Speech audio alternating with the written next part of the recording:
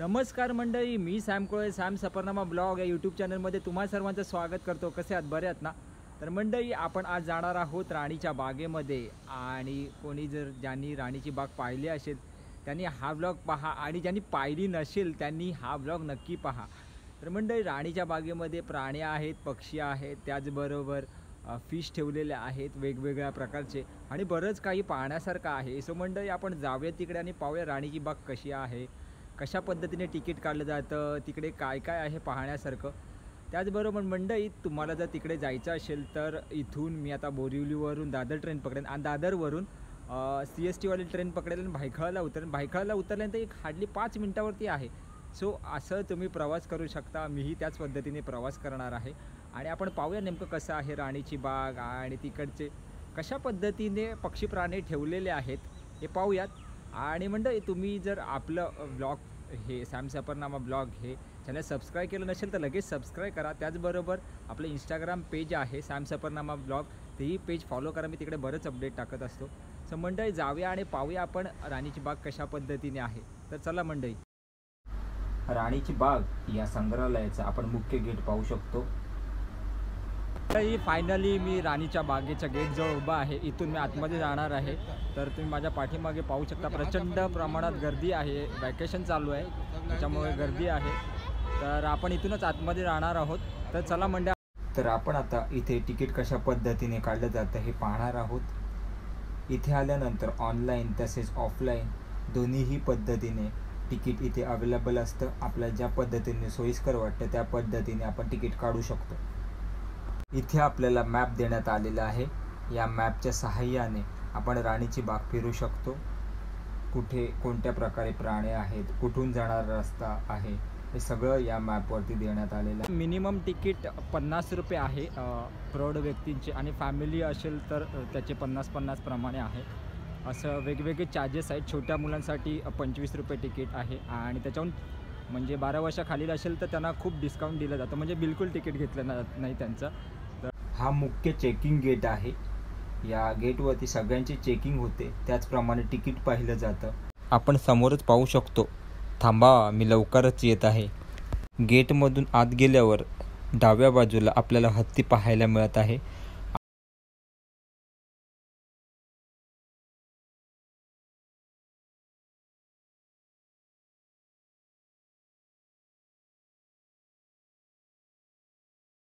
आपण ज्या प्राण्याची बराच वेळ वाट पाहत होतो तो प्राणी आपण समोर पाहू शकतो। संपूर्ण जंगलामध्ये दहशत माजवणारा आणि संपूर्ण जंगल डोक्यावर घेणारा प्राणी म्हणजे वाघ, त्याला आपण पाहत आहोत। आता आपण पाहू शकतो वाघाला काचेच्या बंदिस्त खोलीमध्ये ठेवण्यात आलेलं आहे। त्याचबरोबर निसर्गाच्या सानिध्यात आणि इथे तळही उभारण्यात आलेलं आहे, त्यामुळे आपल्याला इथे वाघ पाहू शकतो कशा पद्धतीने आहे ते। आणि बरीचशी लोक इथे वाघ पाहण्यासाठी आलेले आहेत, प्रत्यक्ष वाघ इथे पाहायला मिळतो।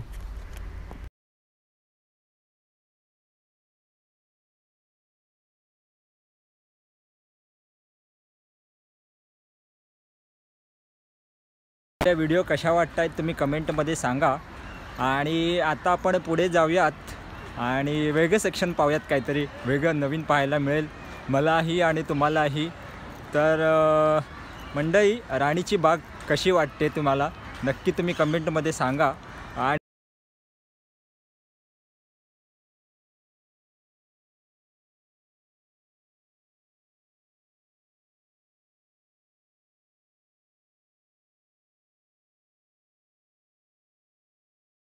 आपण आता पेंग्विन कक्षामध्ये आलेलो आहोत। इथे समोरच आपण पाहू शकतो पेंग्विनसाठी एक वेगळा कक्ष उभारण्यात आलेला आहे, इथे व्हिडिओ शूटिंग करण्यास बंदी आहे। आता पक्षी संग्रहालयामध्ये तिकडे बरेच पक्षी ठेवले आहेत, पोपट, त्याच्यानंतर बरेच आहेत जे मी नाव सांगू शकत नाही, तर तुम्ही प्रत्यक्ष पहा, तुम्हाला आवडेल पाहायला।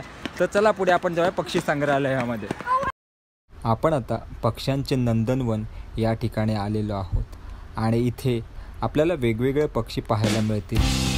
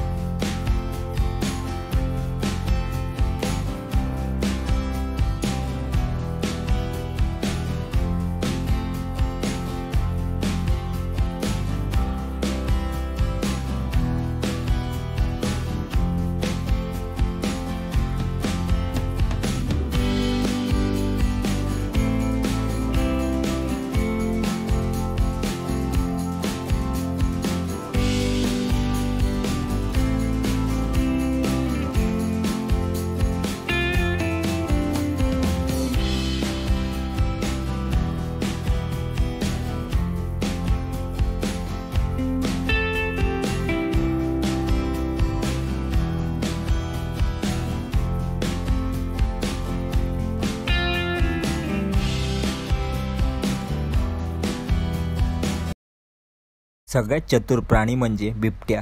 हे आपण बिबट्याला आता पाहणार आहोत.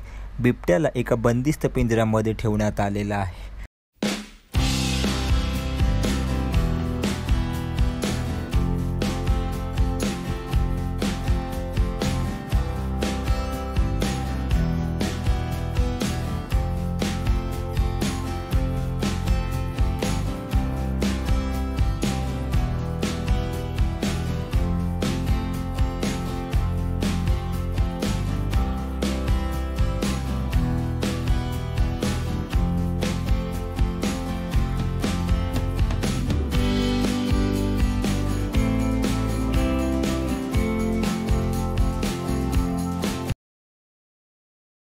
बिबट्या पाहिला तुम्ही, खतरनाक पिसाळलेला बिबट्या.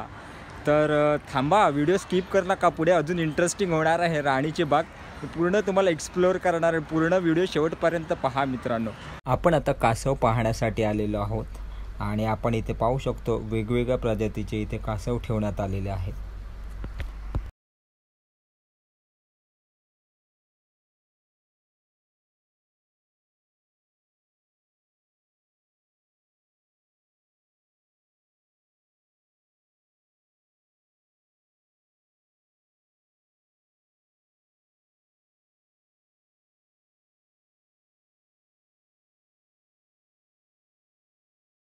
होप तुम्हाला हा राणीचा बाग हा ब्लॉग आवडला असेल.